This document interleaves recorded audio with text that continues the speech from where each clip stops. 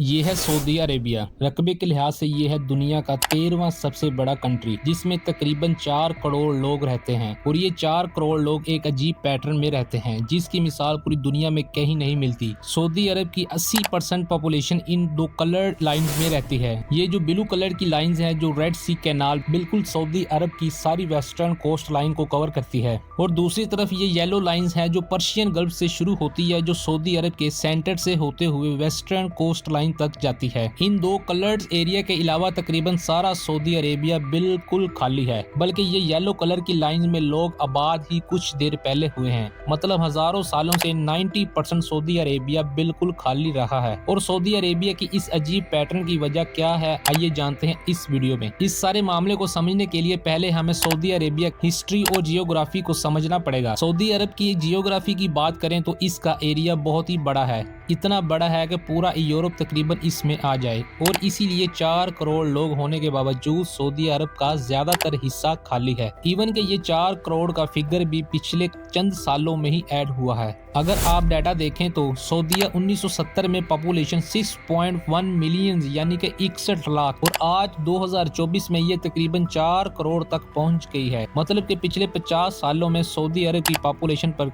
करीब 3.25 करोड़ ऐड हुए हैं। ऐसा क्या हुआ है इन 50 सालों में? 1970 से पहले सऊदी अरब की पॉपुलेशन इतनी कम क्यों थी? सबसे बड़ी वजह है सऊदी अरब की हार्श जियोग्राफी। सऊदी अरब का मैप देखें तो इस पर आपको हर तरफ रेगिस्तान नजर आएगा। जैसे नॉर्दर्न साइड पर जॉर्डन और इराक पर अल नफूर डेजर्ट्स है, इसी तरह सऊदी अरब की सदर्न साइड पर बहुत ही बड़ा और बहुत खतरनाक रेगिस्तान है, जिसे अरबी में रब्बल खाली और इंग्लिश में एम्प्टी क्वार्टर कहा जाता है। अगर आप गूगल मैप पर सऊदी अरब के मैप को देखें तो आपको समझ आ जाएगा कि इस एरिया को दी एम्प्टी क्वार्टर क्यों कहा जाता है। इस पूरे एरिया पर आपको कोई रोड, रेल, पुल कुछ भी नजर नहीं आएगा, और इसकी वजह यह है कि इस रेगिस्तान में इतने बड़े और खतरनाक रेत के तूफान आते हैं जितने हमारे पूरी जमीन में कहीं नहीं आते। और गर्मियों में यहाँ टेम्परेचर 55 सेल्सियस डिग्री तक पहुँच जाता है, जबकि दूसरी तरफ सर्दियों में इतनी ठंड होती है कि टेम्परेचर -7 तक गिर जाता है। इस रेगिस्तान की वजह से सेंट्रल, नॉर्दर्न और सदर्न सऊदी अरेबिया में ट्रेड हमेशा से बहुत मुश्किल रहा है।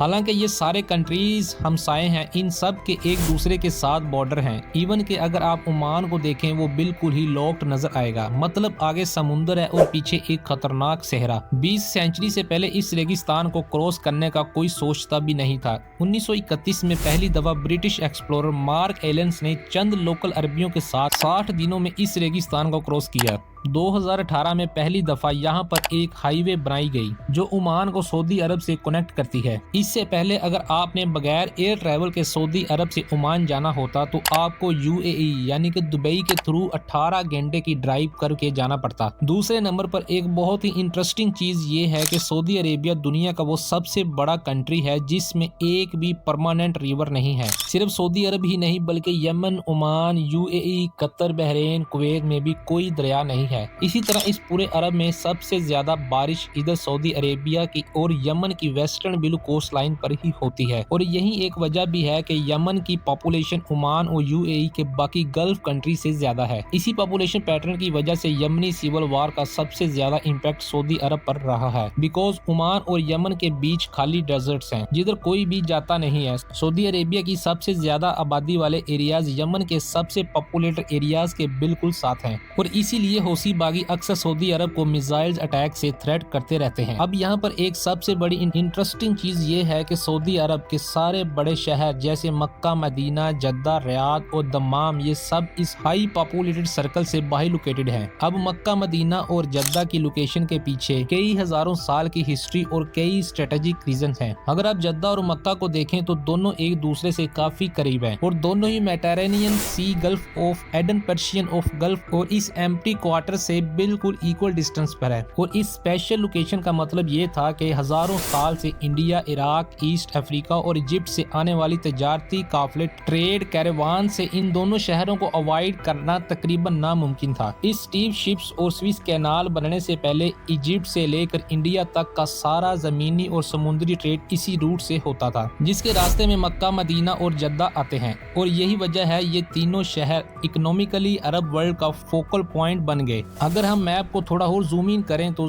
हम देख सकते हैं कि ये मक्का के नॉर्दर्न साइड पर सारा पहाड़ी एरिया है। अगर हम थोड़ा सा नॉर्थ ईस्ट पर आए तो यहाँ पर तैफ है। तैफ एक खूबसूरत शहर है जहाँ पर हर तरफ ग्रीनरी है और मौसम ठंडा है। पुराने वक्तों में कुरैश के बड़े बड़े सरदार और अमीर लोग गर्मियों में यही पर वक्त गुजारने आते थे। उनके लिए ये एक हिल स्टेशन था। फिर तैफ से आगे पर्शियन गल्फ तक आपको बिल्कुल फ्लैट रेगिस्तान नजर आएंगे और इसी एरिया को हम येलो हाईलाइटेड करते हैं। इस सारे एरिया में बारिश ना होने के बराबर है और इसीलिए हजारों साल से ये सारा एरिया बिल्कुल खाली रहा है, सिवाय रियाद के आस पास के कुछ एरियाज के जहाँ पर कुछ अरब बद्दू रहते थे और 20वीं सदी के शुरू तक ऐसा ही रहा। सन 1900 में सऊदी अरब की पॉपुलेशन 25 लाख थी और ये 99% पॉपुलेशन इस ब्लू लाइन वाले एरिया में रहती थी। लेकिन फिर अगले 30 सालों में कुछ ऐसी चेंजेस हुई जिसके बाद ये पॉपुलेशन पैटर्न शिफ्ट होने लगा और तभी ये येलो लाइन वजूद में आई जब 1932 में रियाद की अल सऊद फैमिली ने सऊदी अरब का कंट्रोल ले लिया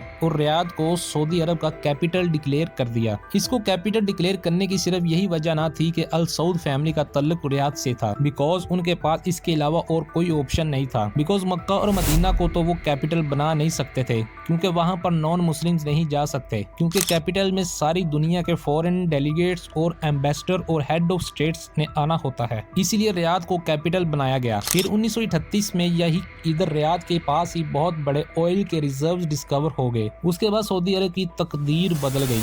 1970 तक सऊदी अरब पूरी दुनिया के 50% ऑयल सप्लाई पूरी कर रहा था। बिलियंस ऑफ डॉलर आ रहे थे और फिर इन ऑयल रिजर्व्स के आसपास न्यू शहर आबाद होने शुरू हो गए थे। सऊदी अरब की ईस्टर्न कोस्ट लाइन में कायम शहर दमाम, जहां 1920 से पहले चंद 100 लोग भी नहीं रहते थे और अब वो ऑयल इंडस्ट्री का हब बन चुका है और आज की डेट को दमाम state of the art metropolitan city भी बन चुका है, जहां पर अब 20 लाख लोग रहते हैं और ये सब कुछ पिछले 40 से 50 सालों में हुआ है। 1970 के बाद सऊदी अरब में पैसा पानी की तरह आने लगा। सऊदी अरब दुनिया की सबसे बड़ी वेलफेयर स्टेट बन रहा था। यहाँ पर किसी शहरी पर कोई टैक्स नहीं था। एजुकेशन से लेकर पानी, बिजली, खाना, पेट्रोल और इवन के घर, हर चीज गवर्नमेंट की रिस्पॉन्सिबिलिटी थी। सऊदी अरब की गवर्नमेंट के पास बहुत पैसा आ रहा था क्योंकि पॉपुलेशन कम थी और वो अपने लोगों पर दिल खोल कर खर्च कर रहे थे। मगर यहाँ पर एक प्रॉब्लम ये हुई, जब बढ़ती हुई इकोनॉमी के साथ जॉब्स की डिमांड क्रिएट हुई, मगर सऊदी नेशनल को इतनी फैसिलिटी मिल रही थी कि वो अब नौकरी में कोई इंटरेस्टिंग नहीं थे और इसी गैप को फिल करने के लिए इंडिया, पाकिस्तान, बांग्लादेश और अफगानिस्तान, इंडोनेशिया और इजिप्ट से हजारों मुस्लिम वर्कर्स को वीजे दिए गए और उनको फिर सऊदी अरब में लाकर कंस्ट्रक्शन और ट्रांसपोर्टेशन और इंडस्ट्रीज में जॉब्स दी गई। उसके बाद 30 सालों में सऊदी अरब की इकोनॉमी और पॉपुलेशन लिटरली एक्सप्लोड हो गई।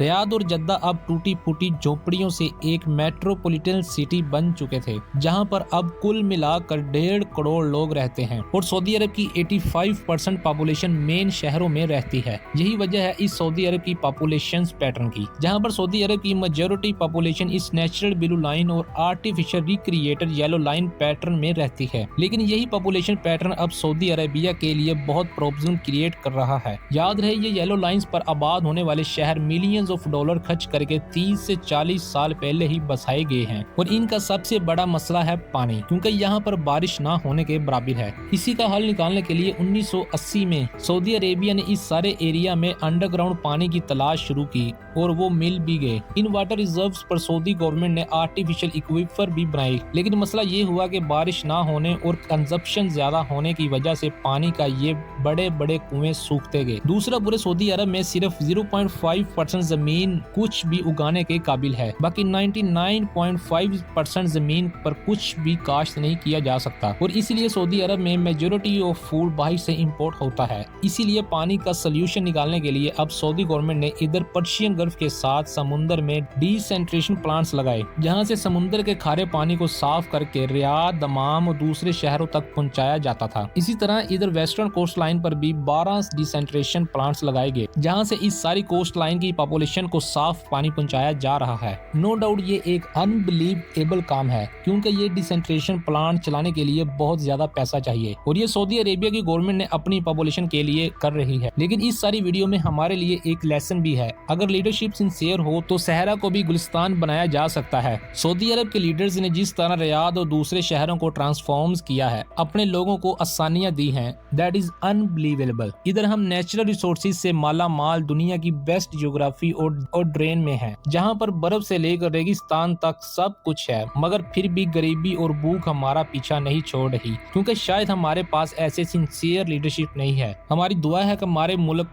हमारे पाकिस्तान को भी ऐसी सिंसियर लीडरशिप भी मिल जाए। अगर आपको ये वीडियो अच्छी लगी तो वीडियो को लाइक, शेयर, चैनल को जरूर सब्सक्राइब कीजिएगा। तो मिलते हैं नेक्स्ट वीडियो के साथ, तब तक के लिए अल्लाह हाफिज।